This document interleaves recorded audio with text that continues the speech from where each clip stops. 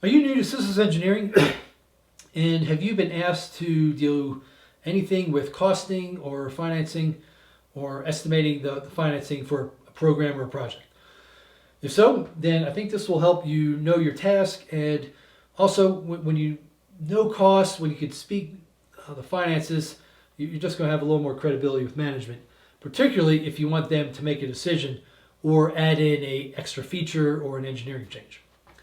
Now, there are three types in general of costs. There are more subcategories, but I break it into raw materials, which can include anything from steel to chemicals used in a manufacturing process to special coatings, or even server boxes. If you're delivering a software project and need to deliver the servers that will deliver this program.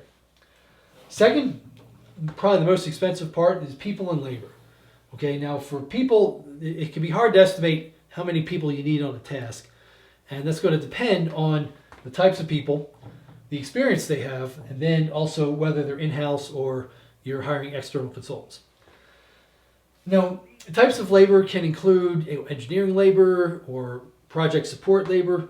That could be program controls, or maybe you have some project management support to execute your earned value. There are different types of billets, and they'll have different labor rates, different hourly rates. Now, different jobs within a job, you'll have different levels of experience. So again, we'll take engineering experience.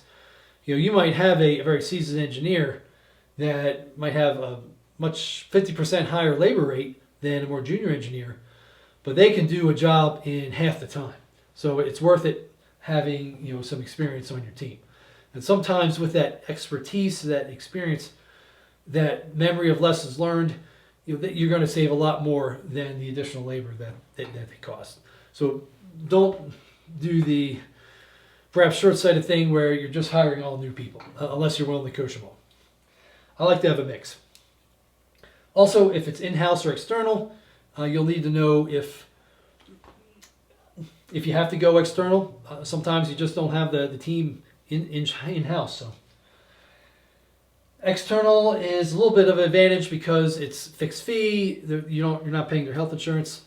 If you're going in-house, a lot of times you have to figure out their loaded rate. Okay, so their hourly rate plus an overhead. Both can work. I've been on projects with both. We hired some external software programmers on a project long ago, and they were very sharp. And there was the right expertise, and we brought them in, and it all worked. So. But labor will probably be your most expensive component for your program. Finally, you have facilities and overhead. So the facilities could be lab time, it could be track time. Let's say you're in an auto company and you're trying to reserve track time to test out your new car. Engineering shops, facilities can even be if you're renting out a environmental chamber. Let's say you have a series of ovens, you're working on a cell phone, and you want to do some thermal testing on them. So all this needs to be included in the cost of what your program will be. Now, once you have that cost, then we need to calculate the overhead. A lot of times, an organization will have a certain percentage of overhead. Let's just say it's 40%. Well, if you have a $1.2 million program and you've estimated all the labor and the raw materials and the facilities in-house, you have to add 40% onto that in order to bill the customer. Because once the customer's $2 million check comes in, let's say, 40% of that will go to overhead, support corporate IT, human resources, and all that. Then you're only left with 1.2 million. So what you're left with after overhead's removed, that's what we have to work with. So that number needs to include all of this. Now, if you find an error in some of this, tell your manager right away, but this will give you the basics of what questions to ask, what to look for, particularly if you're asked to do some cost estimating of your own work or others. This should really help. Message me below or comment below if you have questions, if you need more detail. Feel free to reach out.